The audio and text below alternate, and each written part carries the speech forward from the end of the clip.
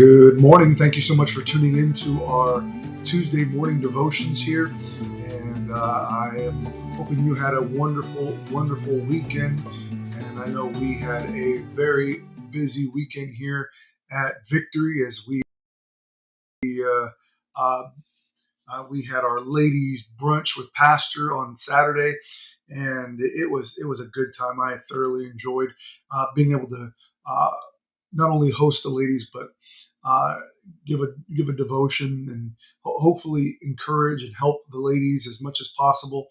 And then we had birthday parties, and we had to get things ready for the Sunday, and so just so many different things happening around the church. We had great crowds both Sunday morning and Sunday night, and there's a good spirit in the church, and that's always exciting. I thank the Lord for that. And so, looking forward to this upcoming week as we prepare here for just another week where we could serve God and get prepared for Thanksgiving coming up here next week. And I hope you're take some time between now and next week and write down some of the things you're thankful for. And you'll either notice two things. Number one, you'll notice that you have a lot more to be thankful for than you thought. Or number two, you'll realize I don't think enough to be thankful. And usually that comes because you struggle to write down some of the things you're thankful for. And I hope you take some time during this week to kind of get an idea about some of that stuff here. But I'm so glad that you can join in on our live here this morning. And we're going to be in Psalm 52 this morning, Psalm 52. And this is an interesting psalm here in Psalm 52. This one goes back to a story that we find in 1 Samuel chapter number 21 and 22. And this is when David, he had left Saul, and that's when Abimelech, the priest, began to help David, and Doeg, the Edomite, he witnessed it, and he reported it to Saul. He let Saul know about it, and because of that, Saul had ordered the execution of all the priests because they had taken in this fugitive in David, and Doeg ended up killing 85 priests, and he also laid asunder Nob, where they were all staying, and David begins to write in response to this. This is kind of his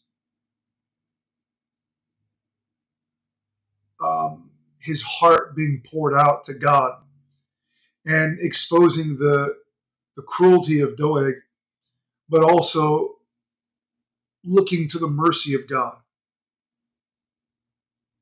And so we start off in verse number 1. He says, "Why boastest thou thyself in mischief, O mighty man? The goodness of God endureth continually." And so he starts off by saying, why are you boasting? Why are you lifting yourself up? Or the word boasting there in the Hebrew is to glory or to brag. In fact, the word there is, and for some of us, you're familiar with this word, it means halal, to glory. And he says, why are you glorying in your mischief? And then he says, "Oh mighty man." Who is he talking about here? Well, he's talking about Doeg, and he's mentioning how Doeg bragged about his violence and how he laid to rest those priests and Nob. And I don't know, when he uses the word mighty man, I don't know if he means it in the same way he meant it about those mighty men that were around him. Um, I almost I don't know for certain, but I almost feel like there's a sarcasm to what he's saying here about Doeg. Like, you are such a mighty man that you can kill these priests. And it's there's almost you can almost hear the vitriol in David's voice as he says this. And really, I think this comes down to the recognition that evil men are always going to talk big. And that's kind of an attribute to people that are wrong. How big do you talk? Say, can't someone be right and talk big or try to brag on who they are? No, often it comes from an insecurity because they know they're wrong. It's almost trying to make up for the fact that they are wrong in another area. Doeg bragged about his violence, and David says there's nothing to brag about. Ooh, you're such a mighty man. And what does he do? He contrasts it with the goodness of God. He says that the goodness of God endureth continually. He says, you think yourself such a mighty man, but recognize that God's goodness outlasts any strength that you think you have, any glory you think you can gain. We move on here to verse number 2. He says, the tongue deviseth mischiefs, like a sharp razor working deceitfully. And here he's once again calling attention to Doeg's words and how his words were that they cut, but they cut because they were lies. And he says that that there's these, it's almost like they're razors as they begin to cut away, because they're working deceitfully. They're cutting away at people simply to harm them. It's an amazing thing when Jesus was going to the cross, how people had to use lies to cut away at Jesus.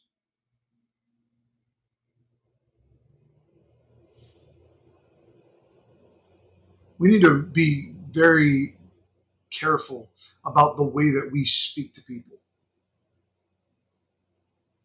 Which doesn't mean that we're always just well, that's going to be okay. They they they were wrong. I'll just take it. No, that doesn't mean you can't speak up. But I believe it's important for us to be kind in our speech. Grace seasoned with salt. In order to have grace that is seasoned with salt, that means you must recognize that some people deserve favor, or some people should be given favor even though they don't deserve it.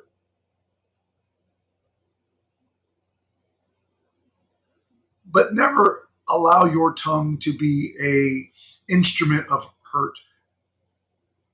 Allow your tongue to heal. We find that in the book of James chapter number 3, where he begins to talk about the tongue and how we should have a tongue that seeks to heal.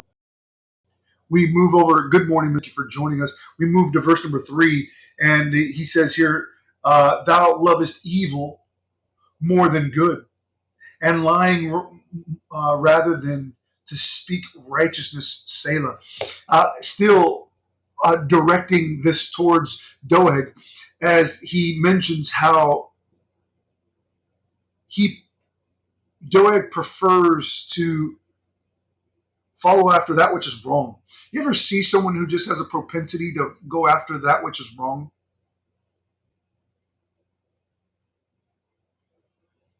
That they choose to embrace lies over truth? That no matter what they do, that their character is twisted? That's what he's speaking about here. He's saying that Doeg, you love to do evil.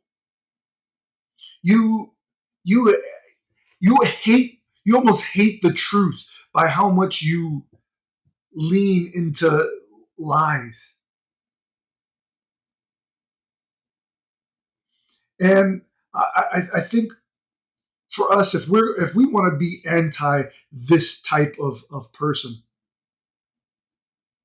I think it's important that we love the truth and recognize it's truth that sets us free, even when we're wrong.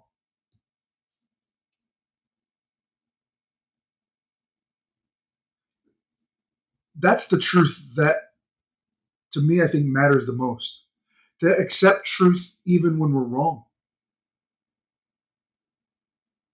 because the more we lean into falsities and lies, the more sin begins to pull our heart away from that which is right.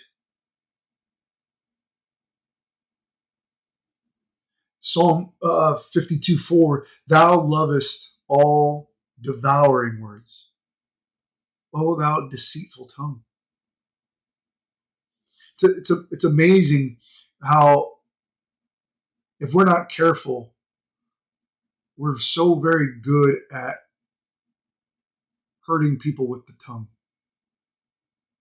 We're good at making fun of people. We're good at talking about things that are good morning, Miss Danny. We're good at talking about things that are negative. We're good at gossip. We're good at um, talking about things that will hurt someone, because we tend to all love devouring words. And the word devour there means to swallow or consume. It's almost as if we like to chew people up. That phrase, chew people up and spit them out. Why are we so given to hurting people with our words?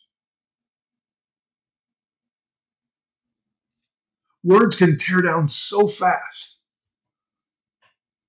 Words can hurt people so quickly.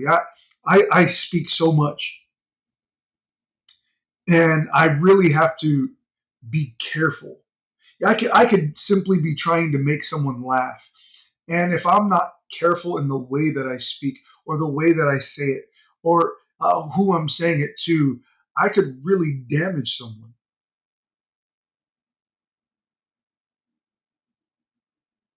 I think we ought to speak in a way that lifts people up. We move to verse number 5. And he says, God shall likewise destroy thee forever. He shall take thee away, pluck thee out of thy dwelling place, and root thee out of the land of the living. Selah. David still pointing at Doeg. And rather than saying, I am going to hurt you for all that you've done, rather than trying to intimidate Doeg with whatever David can do, he says, God will judge you.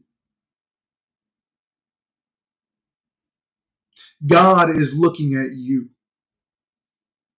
You know, there's sometimes in life when wrong is done, that rather than trying to return wrong for wrong, There's sometimes we should just step back and allow God to deal with it.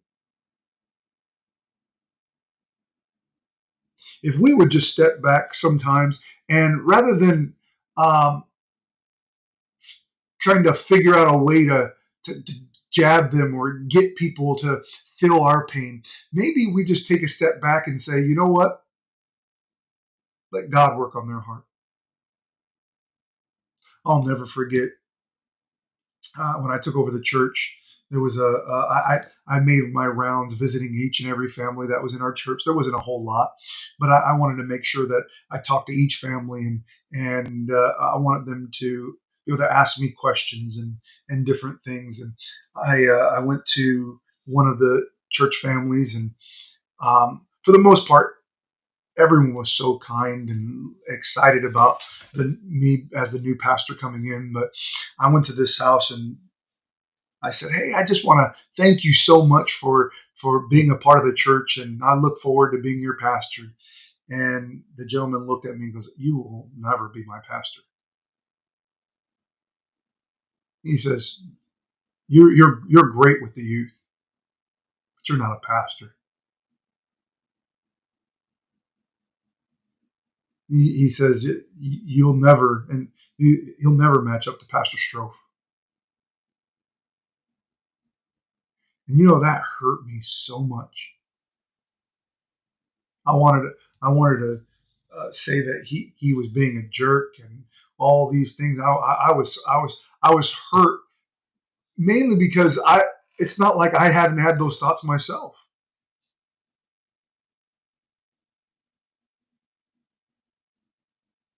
But I kept quiet and I said, "Well, I understand how you feel." I and I did. And I left that house, and that family they moved, and about a few years later, that man and some of his family had started coming back to the church here and there. He came to me, he shook my hand, and he goes, "Wow, what a tremendous message." He said, "You're a good pastor." You know, if Devon Ortiz would have fought that battle, Devon Ortiz would have proven that man right.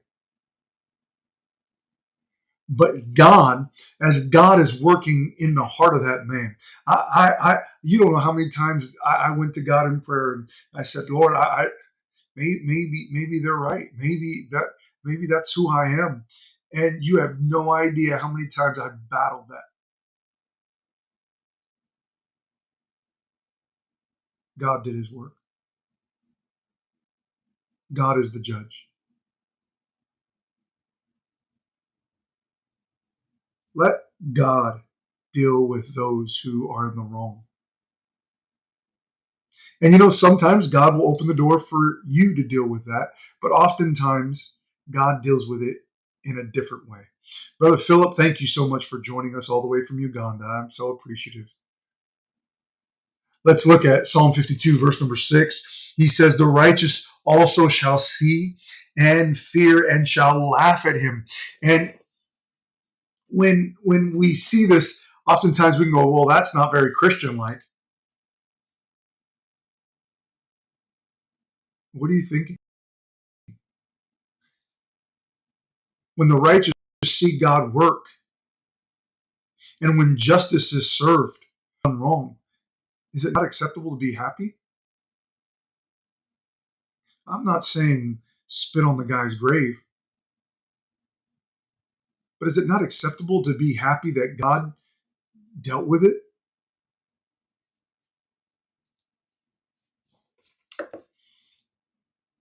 We ought to be happy when justice is served. We ought to be happy when God works. And here we find that the righteous, the people that are doing right, the people that have continued to do right, they'll see it and they'll fear. What that word fear doesn't mean that they'll be afraid. It means that there'll be a healthy dose of respect because they've witnessed God work. And when we see God work, hey, there's an excitement, there's a laughter, there's an encouragement. Like, yes, my God can do it. We move to verse number 7. He says, "Lo, this is the man that made not God his strength, but trusted in the abundance of his riches, and strengthened himself in his wickedness." The David begins to point out the character of Doeg as someone who gave way to his material possessions and gave way to what he can gain in this world rather than who he can gain beyond this world.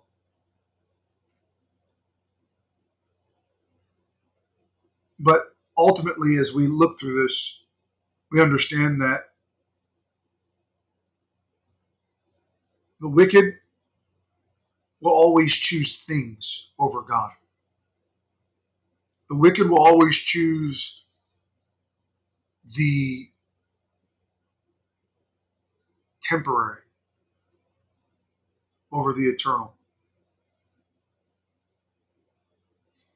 Here, uh, he as he's talking about, he made God not his strength, meaning that rather than allowing God to be his stronghold, he looked to King Saul. He looked to worldly authority. He looked to worldly gain and saw that and said, "That's what I want," over the strength of God.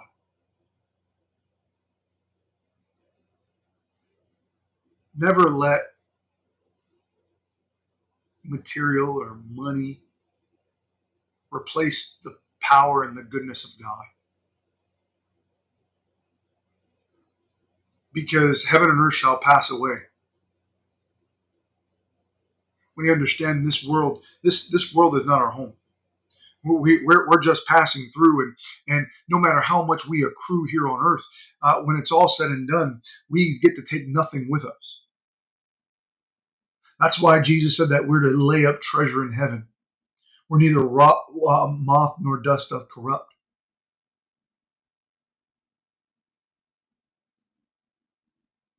So it's a bad investment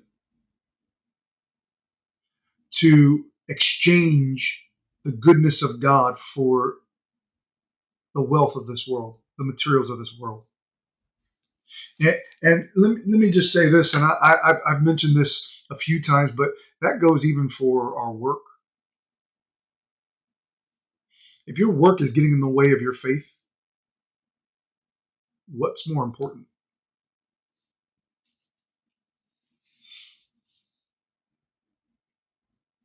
And that's a hard line to draw because everyone will say, "Well, I have got to pay my bills. I've got to do,"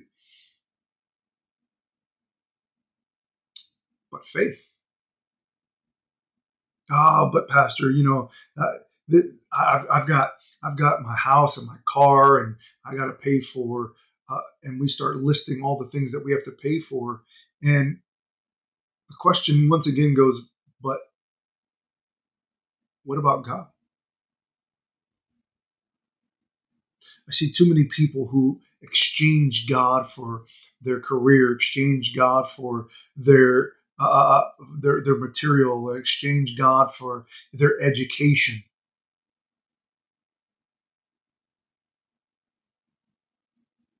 and it doesn't work. We move to verse number 8. Now we find the contrast. He says, "But I am like a green olive tree in the house of God. I trust in the mercy of God forever and ever. I will praise thee forever because thou hast done it. And I will wait on thy name, for it is good before thy saints." David here begins to liken himself to an olive tree. And this olive tree is in the house of God. And why is that important? Well, it serves so much purpose there. It's used for so much. And because it's used for so much, it will continually be fed and taken care of, and it will thrive.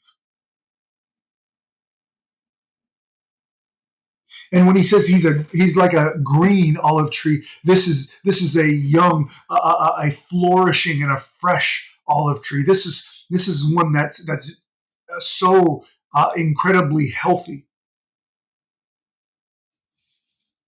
And when we trust in God, it's an amazing thing how we find new life, we find new energy, we find new purpose. That we consistently are being used and being fed and taken care of.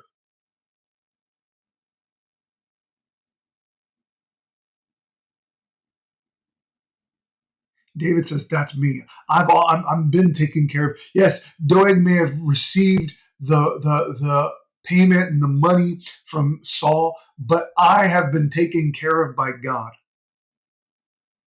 And ultimately, we know the story. We know that David was so blessed by God.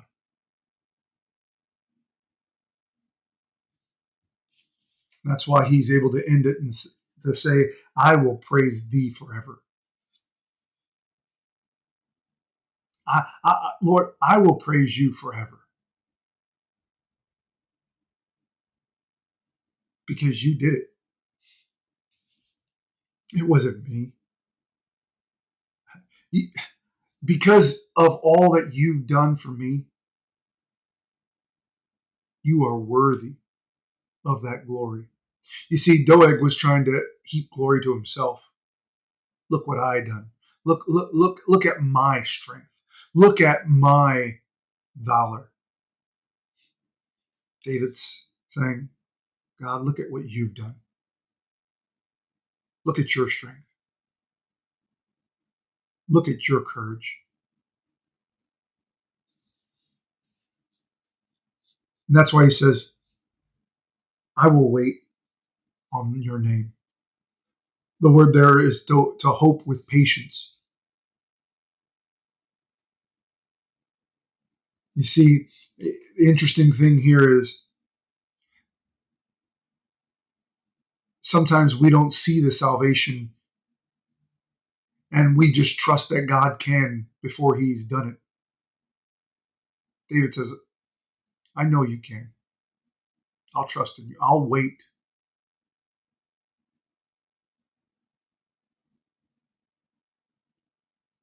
And he ends it by saying, for it is good before thy saints. He goes, I already know whatever you do is going to be good because all those that are watching they're going to see you work.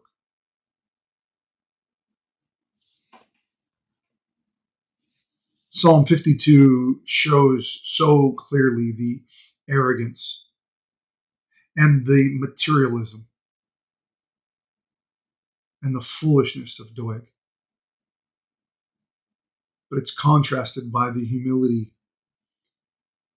and the mercy of God. The humility of David and the mercy of God. I certainly hope that we can stay planted and continue to trust him even when people are doing wrong. I hope this was a help to you here this morning. And I want you to be in prayer. Be in prayer here as we move forward. We got Thanksgiving coming up on next Thursday. And next Wednesday is our big Thanksgiving service. And so I hope you'd be a part of that. And then I'm trying to think what else. I think that's about it. I'll have a word of prayer with you. And then I'll let you go. Heavenly Father, I love you. I do thank you now for the opportunity to be able to look at Psalm 52.